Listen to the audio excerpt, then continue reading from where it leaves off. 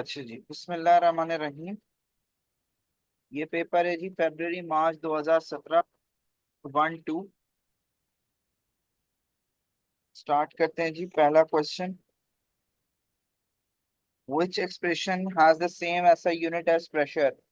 A pressure was force upon area, that is kg ms minus 2 over metre square. तो बन गया kg m-1 s-2। अब एक एक करके एवेलुएट करते हैं। अगर ए को एवेलुएट करें तो kg ms-2 over m into ms-1। तो ये बन जाता है kg ms-2 over m square s-1। Cancel. ये बन जाता है kg m-1 s-3। ऐसे ही है, सॉरी -1। जी। फिर अगर बी की बात करें तो ये बन जाता है kg ms-2 over m into S. तो ये बन जाता है kg s-3। सी की बात करें तो kilogram over m s square.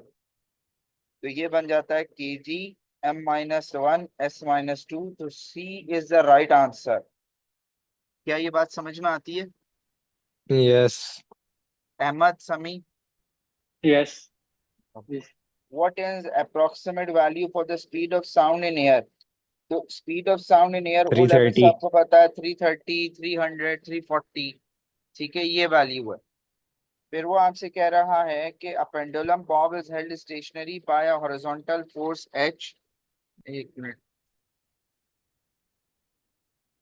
वो आपसे कह रहा है कि इसको आपने आगे कैसे सॉल्व किया, यानी इसकी जो वैल्यूज हैं वो कैसे आपने निकाली।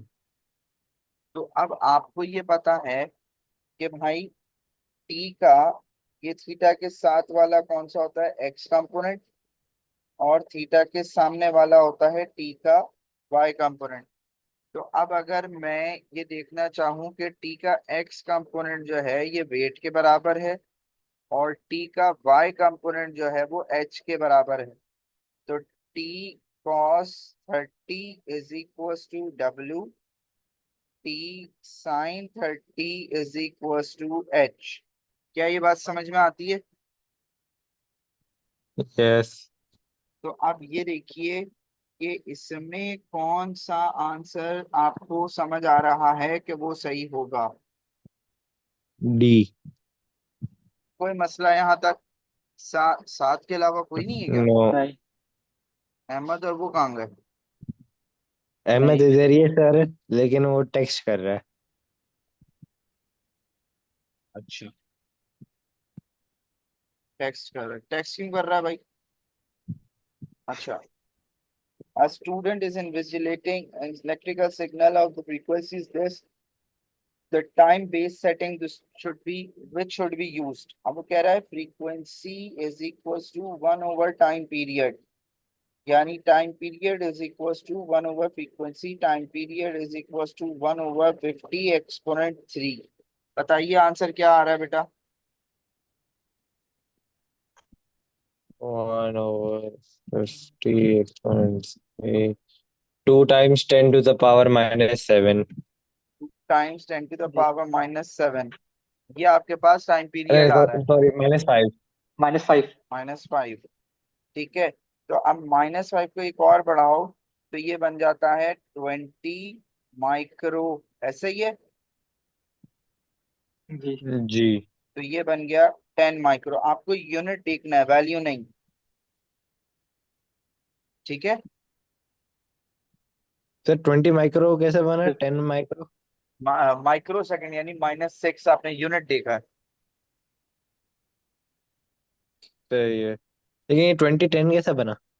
मतलब 20, 10, 30, 40 ये रेंज होगी आपकी। ओ। ओके। ठीक है। फिर वहां से पूछा student wishes to measure a distance of about 10 centimetre to a precision of 0.01, which measuring instrument should be used? Metre ruler की प्रिसिशन होती है 0.1, माइक्रोमीटर की होती है 0.01, टेप मेजर की होती है 1, वर्नियर कैलिपर की होती है 0.1। तो कौन सा यूज करना चाहिए आपको? वर्नियर। वर्नियर। हाँ, सर वर्नियर वर्नियर। कैलिपर नहीं होनी चाहिए? वर्नियर, क्योंकि वो सेंटीमीटर भी है ना, तो आप 0.01 सेंटीमीटर हो गया ना वो, और ये zero point double zero okay. One हो जाएगा, है ना? जी। Metre to centimetre, centimetre to metre conversion.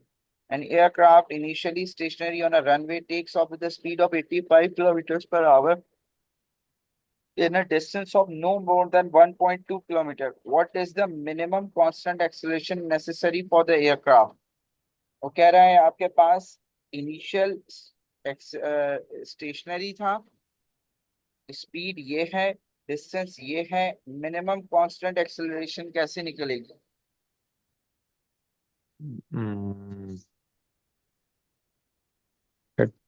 Time निकाल दें, ओवरऑल टाइम, फाइनल वेलोसिटी पता है, तो acceleration final velocity minus initial जो जीरो है ओवर टाइम टेकन।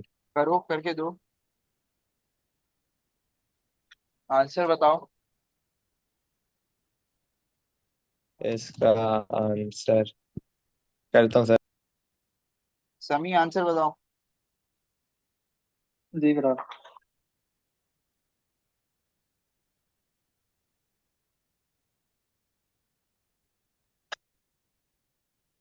इसका ये है सर। बी।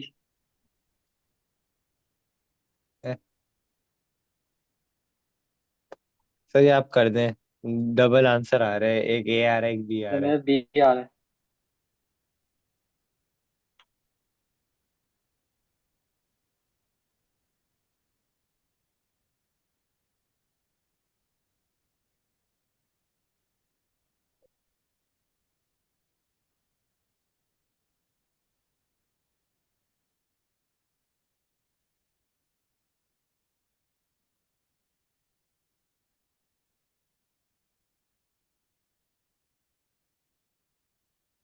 बताओ। सर इसका मेरा ए आ रहा है, समी का बी आ रहा है। तो बी। एस कितना डिस्टेंस है? 1.2 किलोमीटर। यू क्या है? 0। वी क्या है आपके पास? 85 किलोमीटर पर आवर। अच्छा, टी आपके पास आपको चाहिए।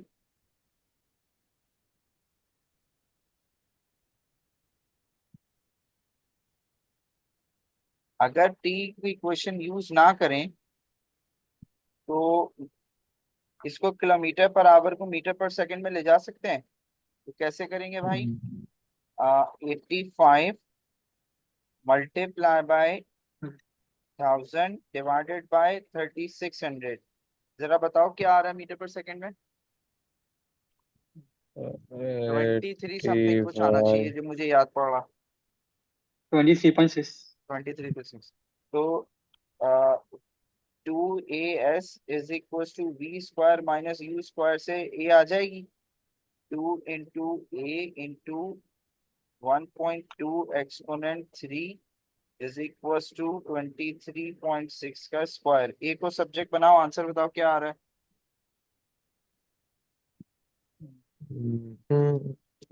आंसर का स्क्वायर 2 into 1.2 सर ये आ रहा टाइम्स। है 0.23।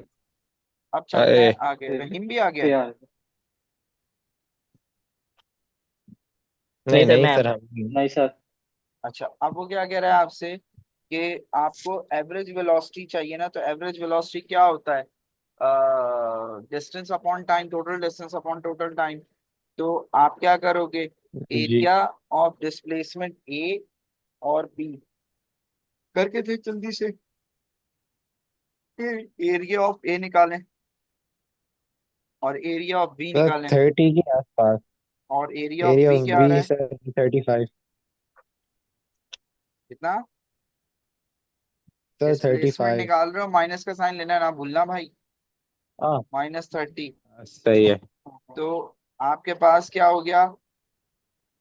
Delta S is equal to 30 is equal to 0। अच्छा ये क्या है आपके पास, जीरो डिस्प्लेसमेंट आई है। तो अगर आपके पास वी एवरेज आपके पास जीरो आ रही है, तो डिस्प्लेसमेंट क्या होगा, जब डिस्प्लेसमेंट जीरो तो स्पीड क्या होगी, जीरो। जीरो। अब ये वाला करके दें तो बहुत आसान है। Free expression of 0.6 is weight है 6, और प्लूटो पे कितना होगा। तो यहाँ से मास निकालने हैं, W is equal to m into g से। M is equal to W upon g, that is 6 divided by ठीक 10.6। ठीक है। और W is equal to mass of object into gravity of Pluto, ये प्लूटो पे निकलेगा। तो आपके पास क्या होगा, 0.6 इंटू 0.66, है। ए। पॉइंट सर फोर 9.81 नहीं होगी ग्रेविटी अर्थ की? 9.81 ले लो, पॉइंट्स में ही फर्क आएगा।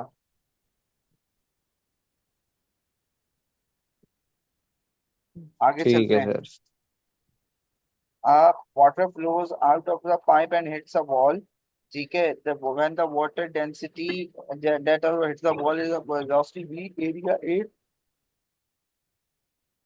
The density is raw, the does not rebound, यानी रिबाउंड नहीं हुआ। तो आपके पास क्या, what is the force exerted, अब फोर्स है rate of change of momentum. ठीक है। तो अब जरा पहले खुद से ट्राई करें फिर मैं बताता हूँ। या pressure is equal to force upon area. तो अब आपके पास force is equal to pressure multiply by area, और डिस्टेंस किसके बराबर होता था, स्पीड मल्टीप्लाई बाय टाइम। तो एक्सेलरेशन किसके बराबर हो गई, ये जो आपके पास क्या हो गया, v अपॉन टी, जो डिस्टेंस है आपका। तो pressure is equal to rho g h, और रॉ की जगह आपने एक्सेलरेशन की जगह क्या लगाया, v upon T into v multiply by T. T से टी कट गया, तो आपके पास क्या बचा, pressure is equal to rho volume का स्क्वायर ना, वॉल्यूम बना। तो आपके पास v square into a, pressure force is equal to raw v square A P. क्या ये बात समझ में सर आती है। सर ये इसका डी आंसर है, देखो इनटू ए देखो, होगा। मैं देख लेता हूँ। हाँ इसका ए है।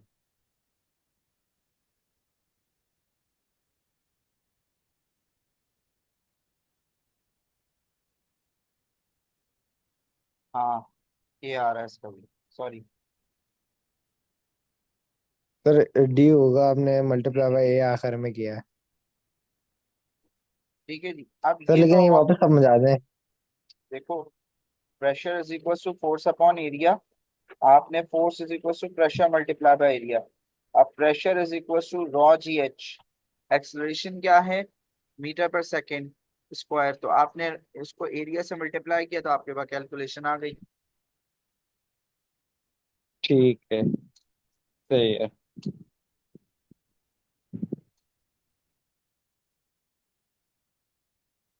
ठीक है। अच्छा जी, अब stationary firework explodes into three pieces. The masses and the velocities of the three pieces immediately after the velocity of explosion are shown. What are speed v1 and v2? अब इसका मास 100 ग्राम है, ये 50 है, ये 50 है, इसका एंगल 60 दिया गया है। तो अब आप जरा जल्दी से बताएं कि इसको किस तरीके से सॉल्व करेंगे। सर इसकी एक्सेलरेशन जो वेलोसिटी नीचे 8 मीटर पर सेकेंड, वो इक्विवेलेंट होगी वाई कंपोनेंट 8 मीटर पर सेकेंड। भाई आपको पता है momentum is equal to mass into velocity, और आपके पास 100 मल्टीप्लाई बाय 8 है, यानी 100 मल्टीप्लाई बाय 8 इनिशियल कितना आ रहा है, 800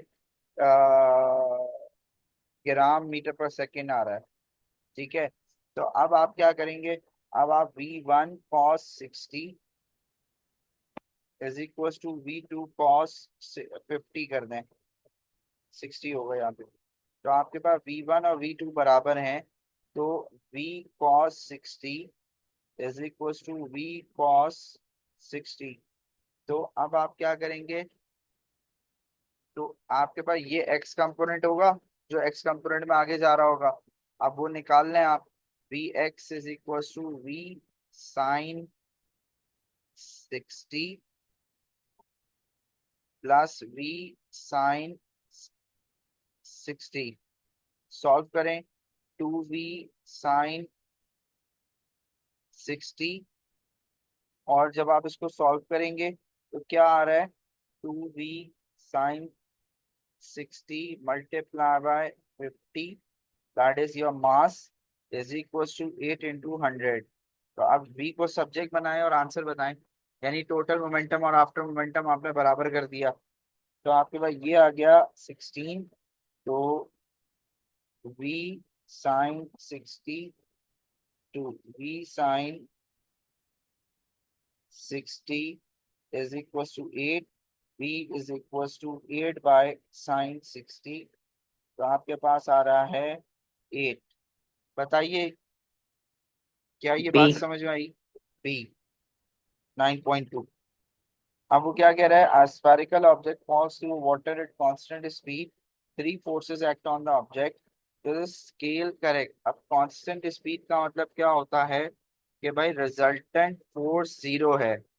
रिजल्टेंट फोर्स जीरो का मतलब क्या हुआ, अपवर्ड और डाउनवर्ड फोर्सेस बराबर हैं, यानी ये वाली फोर्स है और जो ये वाली फोर्स है ये बराबर होनी चाहिए। ठीक है, तो अब आपके पास क्या होगा कि आप इसको किस तरीके से सॉल्व करें,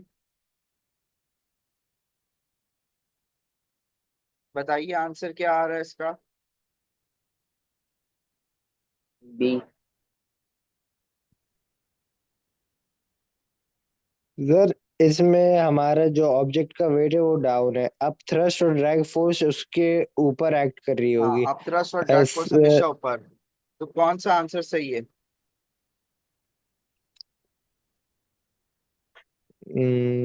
सर चारों सही लग रहे नहीं, देखो मैग्नीट्यूड सेम करके देखो, हैं। मैग्नीट्यूड देखो। ए तो हो नहीं सकता क्योंकि अब थ्रस्ट इक्वल नहीं हो सकती वेट के, और हाँ ऑब्जेक्ट तो नीचे जा रहा है। हाँ, मुझे बी लग रहा है, आंसर है बी। मुझे बी लग रहा है। देखो कैसे, लेकिन है कैसे वो पता नहीं। देखो इन दोनों को ऐड करो, ये दोनों ऐड होके बढ़ गया और ये बराबर है, तो ये ऊपर की तरफ आ रहा है। तो अब थ्रस्ट तो वेट से बढ़ नहीं सकता, इसलिए ए नहीं हो सकता। अब ये दोनों को ऐड करोगे तो ये वैल्यू यहाँ तक आ गई, लेकिन ये वैल्यू तुम्हारी स्टिल ज्यादा है, तो ये डाउनवर्ड जा रहा होगा। सिमिलरली यहाँ पे भी डाउनवर्ड जा रहा होगा, तो सिर्फ इन दोनों को मैग्नीट्यूड्स को ऐड करोगे तो ये इसके बराबर आएगा, जिसपे रिजल्टेंट फोर्स जीरो हो। क्लियर? सर लेकिन हमें डाउनवर्ड नहीं चाहिए क्योंकि नहीं वो फॉल्स थ्रू है नहीं नहीं वाटर। नहीं, रिजल्टेंट फोर्स जीरो। किस डायग्राम में रिजल्टेंट फोर्स जीरो हो रहा है? अब वो आ रहा है 50 पे 2 न्यूटन की फोर्स लग रही है, और जरा जल्दी से करके दें, ये टर्निंग इफेक्ट का ओ लेवल्स का सवाल है, मैं इस पे इतना ज़्यादा टाइम लगाना नहीं चाह रहा, जल्दी से मैं। 1.4 है सर, बी इसका आंसर है। कैसे? सम ऑफ ये torque clockwise is equal to sum of torque anti clockwise, ये जी 40 है,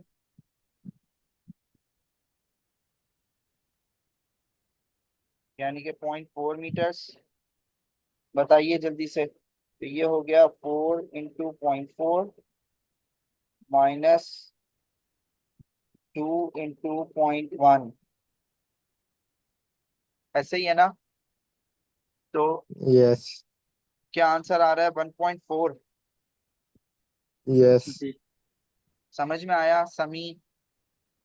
यस। ओके, अगले सवाल पे चलते हैं जी। The vertical forces that the ground exerts on the force stationary van are shown. अब इसका एक तो होगा वेट जो बिल्कुल सेंटर से होगा, ठीक है, और एक होगा तुम्हारे पास बेसिकली वो फोर्स जो आगे की तरफ लग रही होगी, इंजन फोर्स, ऐसे, ऐसे ही है। और एक होगी तुम्हारे पास फ्रिक्शनल फोर्स जो पीछे है, जब स्टेशनरी नहीं है। तो तुम्हारे पास यहाँ से लेके यहाँ तक का डिस्टेंस तुम्हें चाहिए, इस पॉइंट तक का। तो अब वेट इज इक्वल्स टू कितना मास इसका,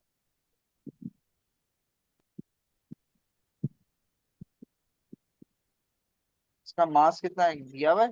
सर लेकिन वेंथ स्टेशनरी पे मास कुछ नहीं दिया हुआ उन्होंने, सिर्फ नॉर्मल कांटेक्ट फोर्स दी हुई है हमें। हाँ ना, ये देखो ना, 16,000 आगे और 9,000 इससे, तो वेट कितना हुआ? 16,000 प्लस 9,000, पूरे का वेट कितना हुआ? 25,000 किलो न्यूटन।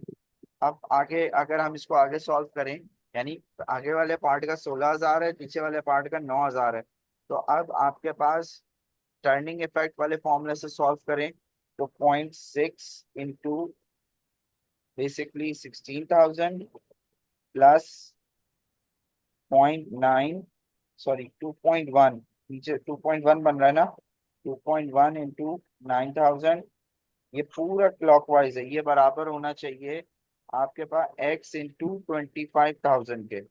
तब वो आप अपवर्ड फोर्स आएगी ना, यहाँ पे जो अपवर्ड फोर्स लग रही है सेंटर ऑफ ग्रेविटी से अपवर्ड, तो 28,500 is equal to 25,000 into x, तो एक्स की वैल्यू क्या आई? 1.4 मीटर, 1.14 सॉरी। सर ये वापस समझा दें, एक क्लॉकवाइज और एंटी क्लॉकवाइज कहाँ से आ गया? देखो वो कह रहा है कि ये सेंटर है, ये सेंटर है, ये वेट है। अब पहले टोटल मास निकाल लो, 16,000 इंटू 9,000। अब वो कह रहा है कि पेवेट कहाँ पर है, आपने डिस्टेंस दिया हुआ है 2.5, 0.6 और 0.4, ठीक है। तो अब आपके पास, आपने सबसे पहले ये turn clockwise turning turning effect निकाल ली कि यहाँ और यहाँ से क्या लग रहा है, फिर ये वाला टर्निंग इफेक्ट निकाल के इक्वेट किया, तो आपके पास डिस्टेंस आया 1.14 मीटर। क्या अब बात क्लियर है जी। समी, अहमद? जी क्लियर है। अब आते हैं जी अगले सर क्लियर सवाल है। पे। ये तो बैलेंस्ड है। अब वो कह रहा है इसका वेट होगा डाउनवर्ड, और वो कितना है? 10 न्यूटन। हाँ, अच्छा, अब वो क्या कह रहा है, ये आप इसको ऐसे कर लो स्ट्रेट, ये होगा आपके पास बेसिकली एक्स, और ये होगा आपके पास 90 - x, ये F2 है, ये F1 है। जल्दी से सॉल्व करके दीजिए।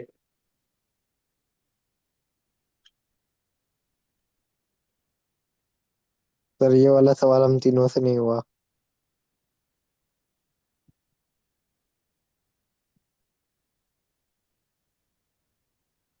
मैं कर रहा हूँ, मैं सॉल्व, कॉपी करो।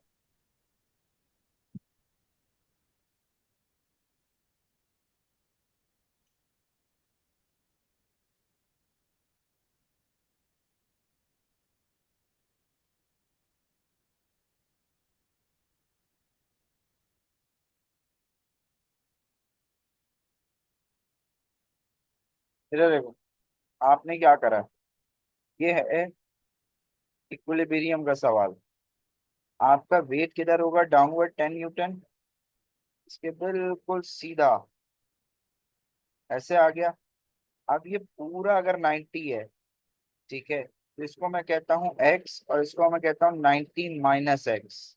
तो ये हो गया 90 - x यानी 60। एग्जाम्पल के लिए मैं इसको लेता हूँ 30। ये है F2, ये है F1।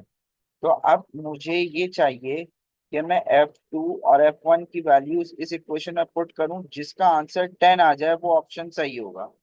क्या ये बात समझ में आती है? सही वापस समझा दे। हम्म, दोबारा सुन लो। देखो, आपने क्या करा है, आपने कहा कि भाई ये वेट है 10 न्यूटन।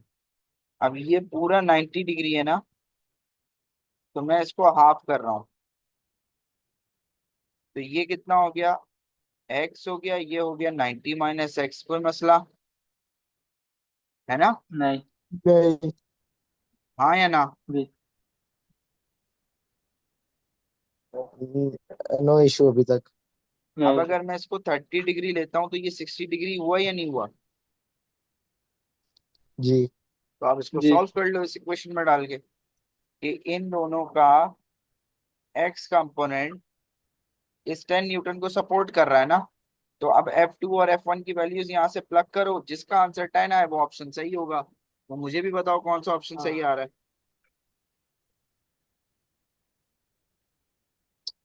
करते हैं प्लग।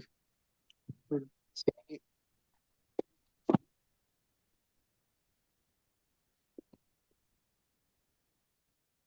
अगर ये करें F2 यानी 6 cos 30 तो प्लस सी है। 4 cos 60, इसका आंसर बताओ। तो सी। सी है ना, सी पे बैलेंस हो रहा है, यानी 8 cos 30 प्लस 6 cos 60 का आंसर 10 आएगा, इसीलिए तुम्हारे पास सी हुआ। क्लियर। जी। अब अगला, जी। Which force is caused only by a pressure difference, बच्चे को भी पता है, अब थ्रस्ट। ठीक है, आगे चलते हैं। The total energy input in partially transfer useful energy output and partly A. wasted, A obviously output efficiency. Useful upon input into 100। ये वाला क्या कह रहा है जी, ये वाला 17 बताओ। A. A. Work done is equal to P delta V, यानी कि पी V2 माइनस V1। ठीक है, जी। ये वाला करके दो, 18वां। ये वाला नहीं हुआ था हमसे सर। देखो, horizontal velocity through out constant रहेगी। जी। कहाँ टाइम पूछ रहा है, स्पीड पूछ रहा है। 90 डिग्री है, रिजल्टेंट बना लो। उसमें कौन सा मसला था। सर रिजल्टेंट हमने किया था, हमने लगाया था डायरेक्ट, लेकिन रिजल्टेंट में तो हमारा बी आ रहा था, लेकिन इसका आंसर मार्किंग सी में सी है।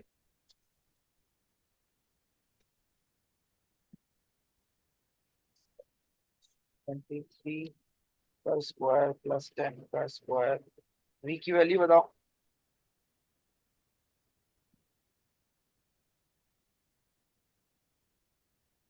25.1। अब सही है, हमारे हमने गलत लगाया इनपुट। यार खुदा की कसम, तुम लोग ऐसे।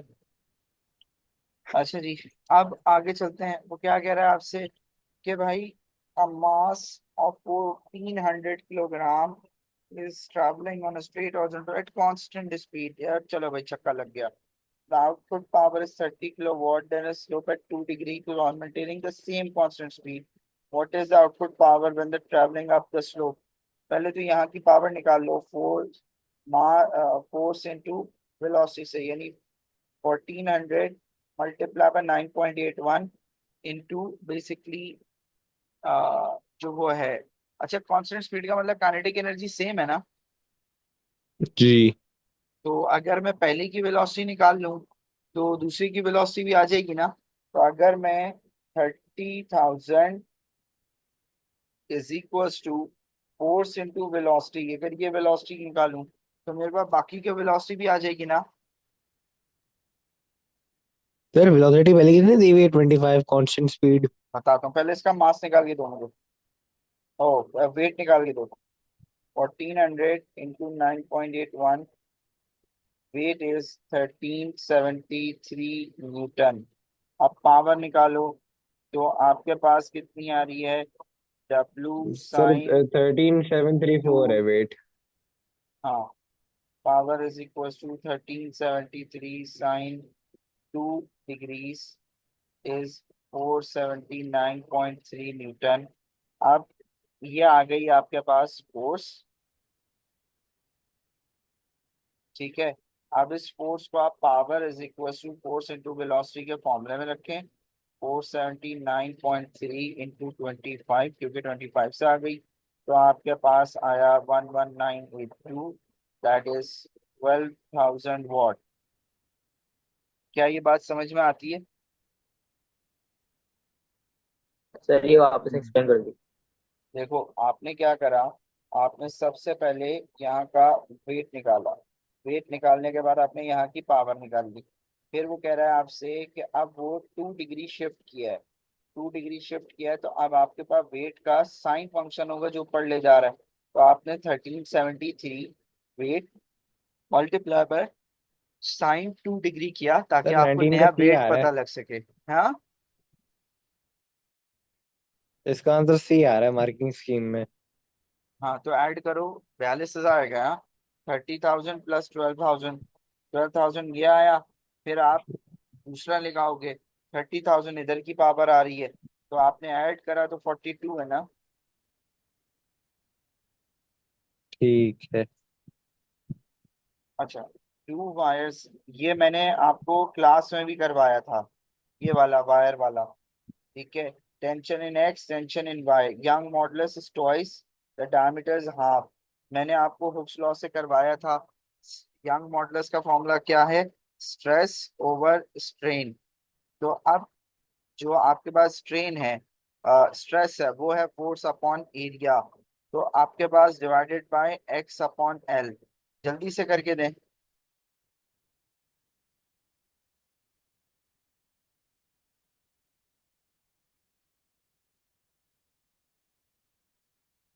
जल्दी करके दें आंसर।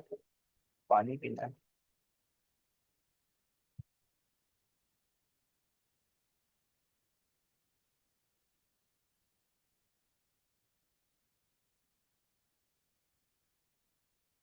सर ये करके दिखा रहे। नहीं नहीं, कुछ करो, ट्राई करो।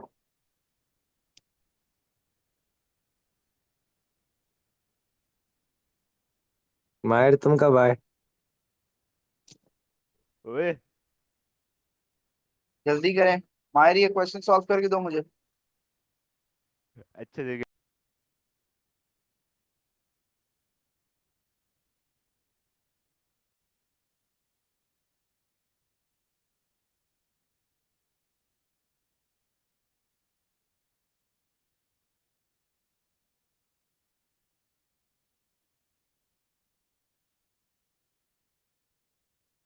मुझसे नहीं हो रहा सर।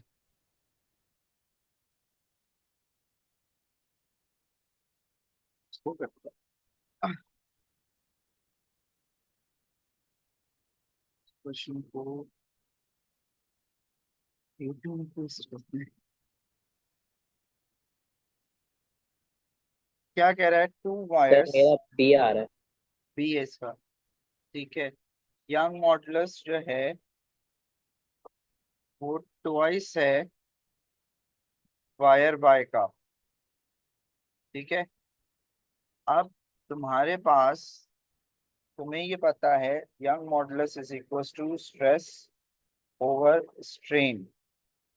तो E x is equal to force by area. अच्छा, अब स्ट्रेन तो सेम है, दोनों का स्ट्रेन तो चेंज नहीं हो रहा ना। तो अब सारा गेम जो है वो एक्स अपॉन एल पर है, वो तो हो गया। तो ये ई एक्स हो गया, ये ई वाई हो गया, फोर्स अपॉन एरिया। तो अब अगर आपके पास एरिया का फॉर्मूला क्या होता है? Pi d square basically upon four. 4, है ना। Pi d square upon 4। तो अब आपने जब यहाँ सॉल्व किया तो आपके पास जो बेसिकली यंग मॉडुलस है वो हाफ है।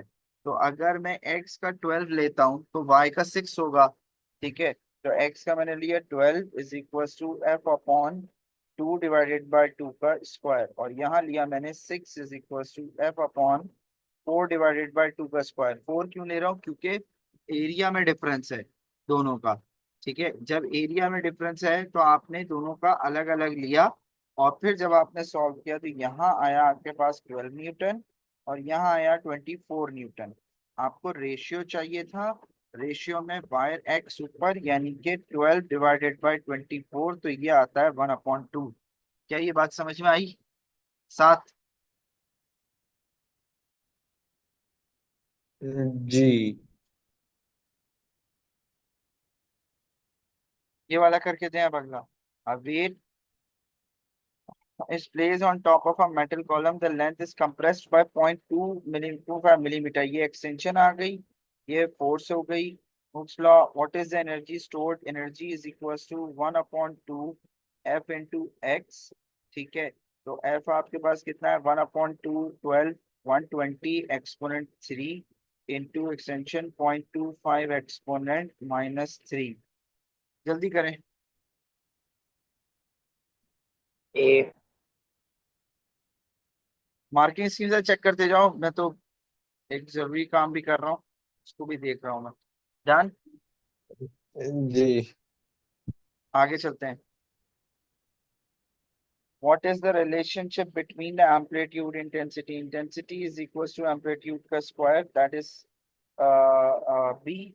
ठीक है, फिर कहते हैं which statements about light waves and sound waves is correct? Both light waves and sound waves show Dopplers. Light waves can be diffracted, नहीं, दोनों diffract हो सकती हैं। Sound waves are transverse, जो लाहौल वाला हुआ। Sound waves can travel Lahaul वाला हुआ, तो right answer is A। ठीक है, सही।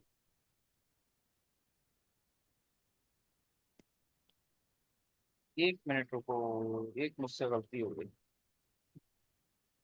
इधर यहाँ 22 में एम्पलीट्यूड का उल्टा फॉर्मूला स्क्वायर नहीं है। दिया है, मैंने उल्टा कर दिया 22 को, तो ये हो जाएगा, नहीं, इंटेंसिटी सी होगा ये। देखो जरा मार्किंग स्कीम में सी सर है सी होगा। है ना? वो कंपेयर करने के दो। जी सर। अच्छा जी, the diagram shows two waves R and S. The wave R has an amplitude of 8 and period of 330. What are the amplitude and period of, यार ये तो बच्चों वाला है, जल्दी से करके दो, जल्दी से।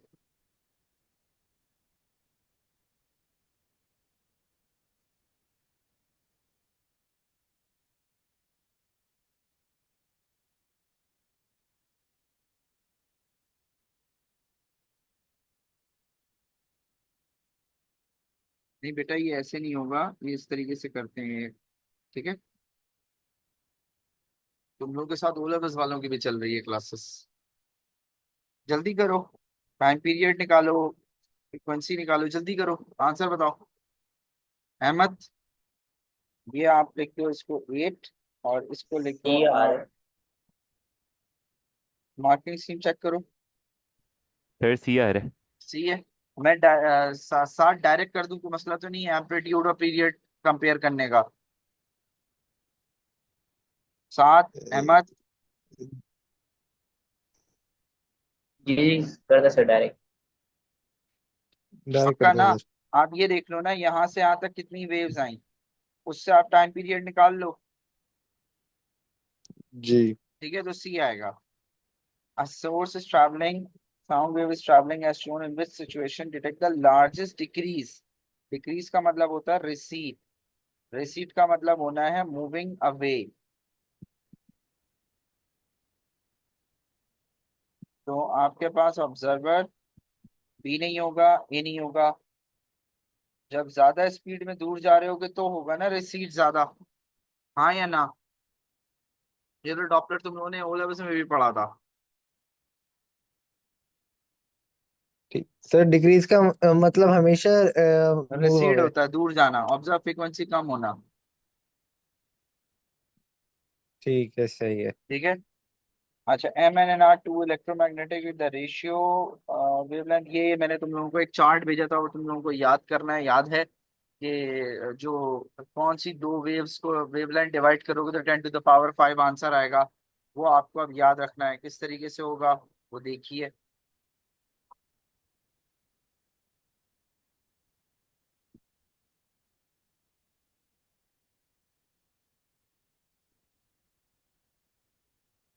कोई चार्ट इधर फॉरवर्ड कर दे प्लीज। चार्ट इधर शेयर नहीं कर सकता मैं, वो मैं कर आईपैड की सीन है। मैं कर दूंगा साथ। आगे चलें। अच्छा, मैं लिख देता हूँ, radio, micro, infra, visible, ultra, X ray, gamma.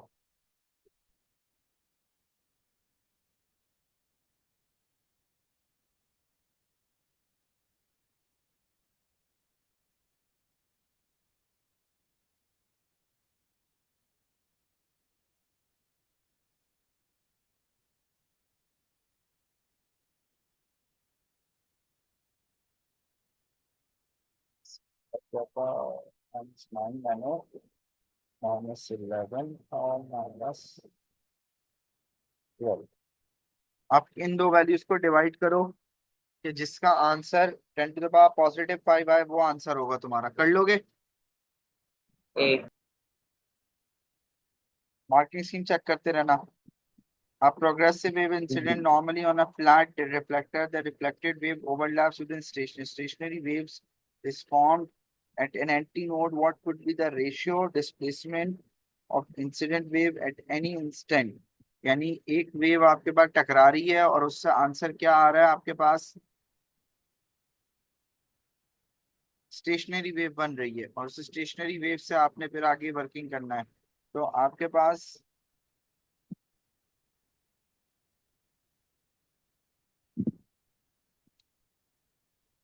ये इंसिडेंट है और ये रिफ्लेक्टेड है, ठीक है।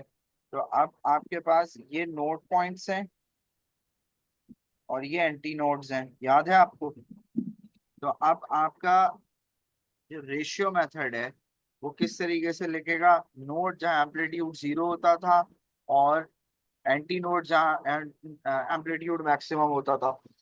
तो आपने क्या लिखा? Node is equal to amplitude zero, anti node amplitude maximum. तो अब किस तरीके से ये रेशियो निकलेगा?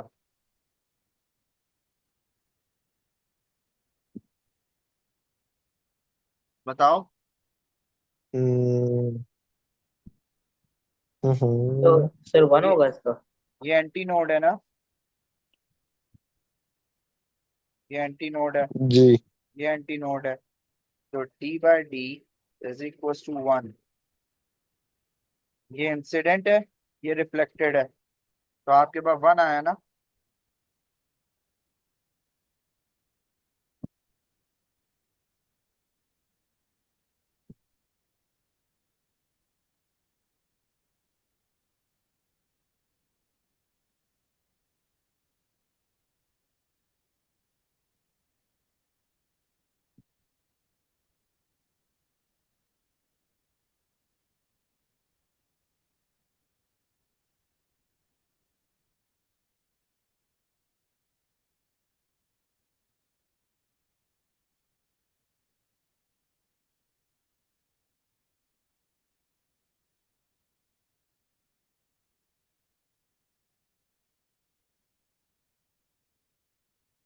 इधर देखो, हमें पेरेंट फॉर्मूला पता है, v is equal to F lambda, ठीक है।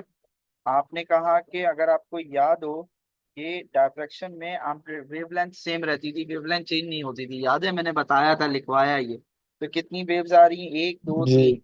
कितनी वेव्स हैं जी? तीन वेव्स हैं। अब पूरे तीनों का टाइम पीरियड कितना हो? Capital T. तो स्पीड की इक्वेशन क्या हो गई? लैम्डा अपॉन टी, यानी 3 लैम्डा अपॉन टी, यानी के लैम्डा टाइम का इक्वेशन क्या होगी? 3 लैम्डा अपॉन सी। क्लियर ये बात? टाइम की इक्वेशन क्या हो? डिस्टेंस अपॉन स्पीड ना, डिस्टेंस यानी वेवलेंथ और स्पीड ऑफ लाइट। क्लियर?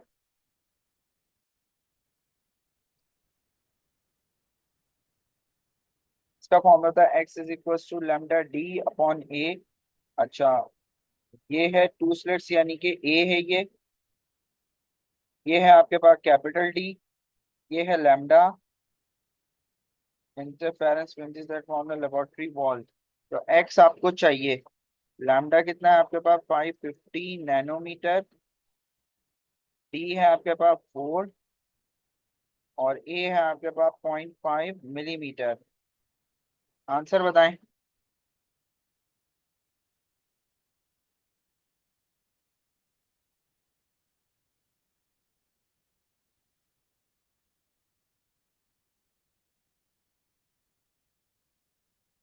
हम्म। बताओ आंसर, मार्किंग स्कीम वेरीफाई कर लेना।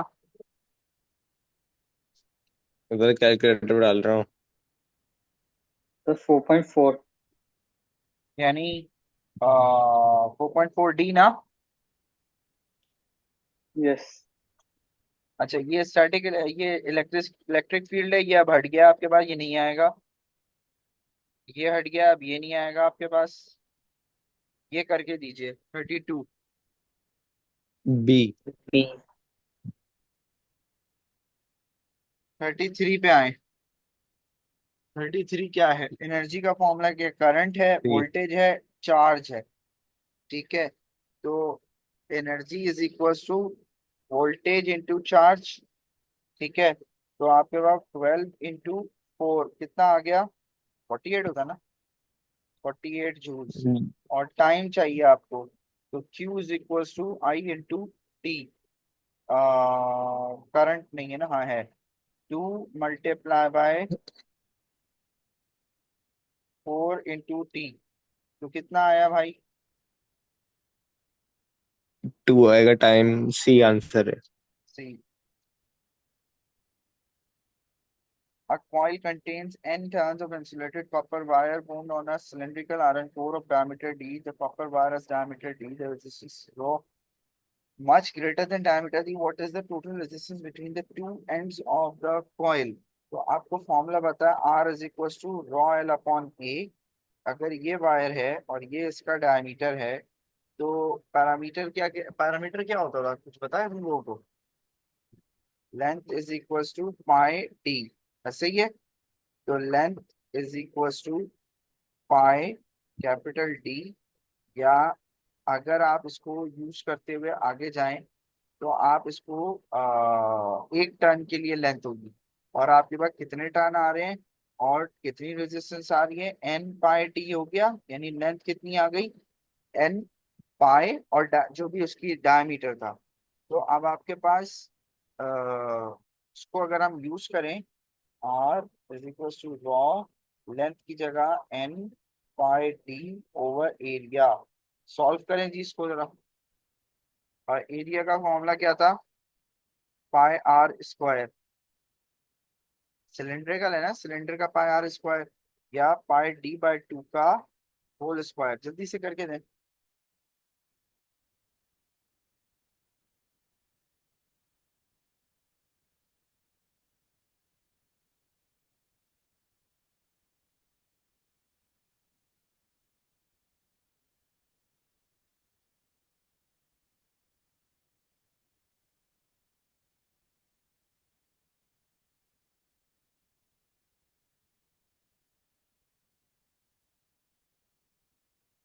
क्लियर, ये बात समझ में आई नहीं आई? सर ये पूरा सर से ऊपर गया 34। देखो, रेजिस्टेंस का फॉर्मूला क्या है, रॉ एल अपॉन ए। तुम्हें पता है जी सिलेंडर का वायर ऐसे होगा ना, तो ये डायमीटर है, पैरामीटर कितना होगा, L is equal to pi D, ये एक के लिए होगा ना, तो जी एन नंबर ऑफ टर्न्स के लिए कितना हो जाएगा, एन ऐड हो जाएगा, एन पाई डी। ठीक है, अब तुमने एल की जगह ये रख दिया एन पाई डी, पूरा फॉर्मूला वैसे ही। अब एरिया निकालो, पाई आर स्क्वायर या पाई डी स्क्वायर ओवर टू, पाई से पाई कैंसिल, 4 ऊपर चला गया, तो 4 रॉ एन और डी मल्टीप्लाई हो गए अपॉन डी स्क्वायर ए। सही है सर। अब ये करके दो, इंटरनल रेजिस्टेंस है ये। सर इंटरनल रेजिस्टेंस समझा सकते हैं, मायर ये इंटरनल करके दो, रेजिस्टेंस भूल रहा हूँ। मैं अभी भेज रहा हूँ तुम्हें। मायर ये करके दो मुझे। मायर है या चला गया है? सर है वो। पूछ रहे थे वो। हाँ, तो ये करके दो बेटा। अच्छा। वो क्या कह रहा है आपसे? वो उसने आपको 2 बैटरीज दी हैं, और वो कह रहा है कि भाई करंट निकालो। तो वो V is equal to I R formula पढ़ा है आपने?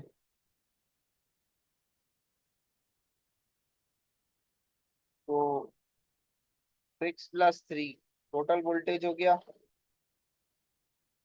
करंट मुझे चाहिए, R क्या हो गया, 0.8 1.23।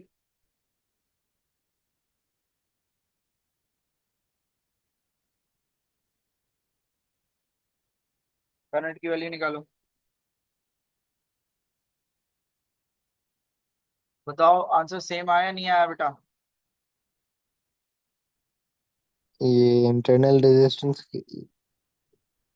बेटा रेजिस्टेंस ऐड करेगा ना, R, R plus R, R, R, sir D R. है। डी है किसका, 36 का? कैसे? जी। हाँ, वो तो सॉल्व किया ना तुमने, आर, R/2, R/3, तो R plus R/2 plus R/3 add कर लो।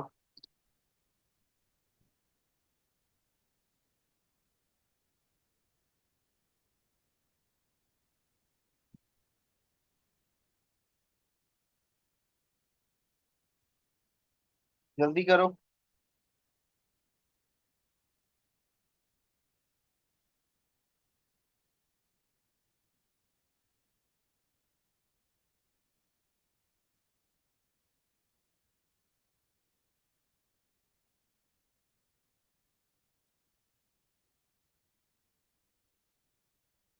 ये बात समझ में आई, एलसीएम लिया।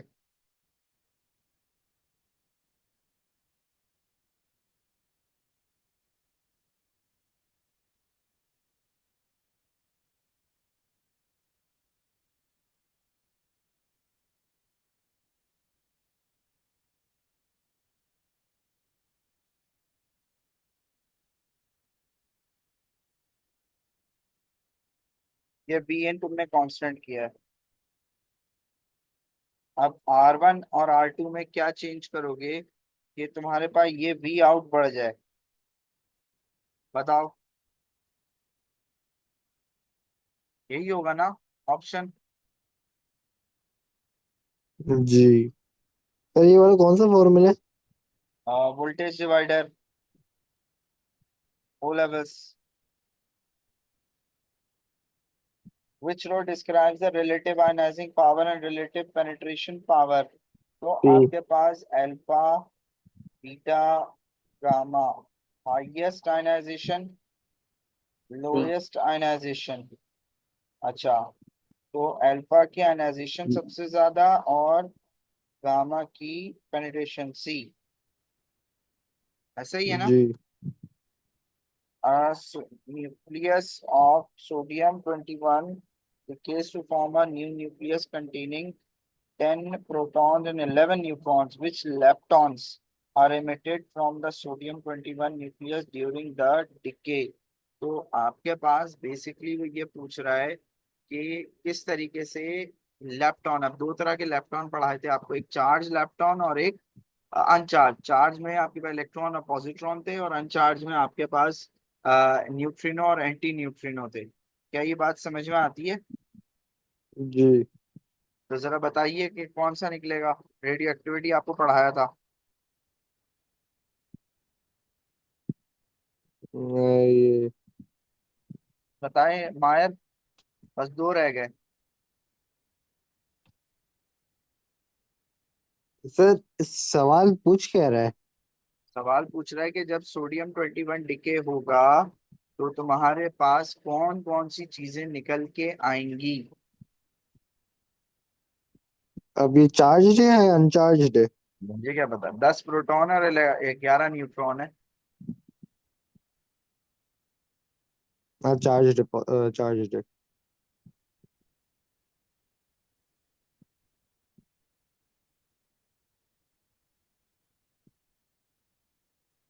फिर बी नेगेटिव होगा। डीके।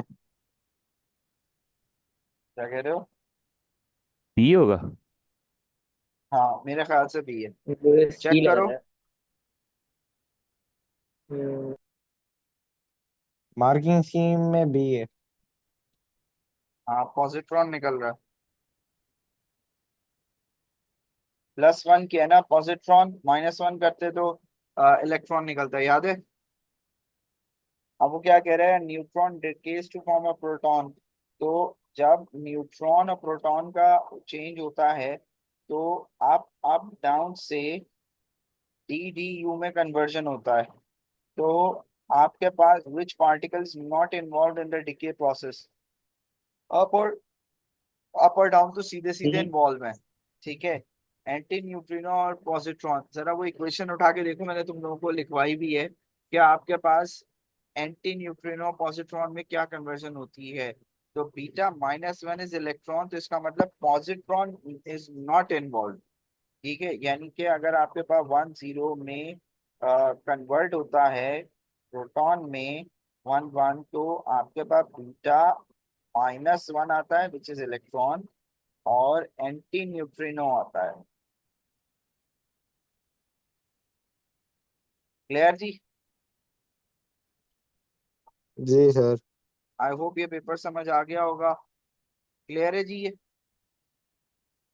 जी सर।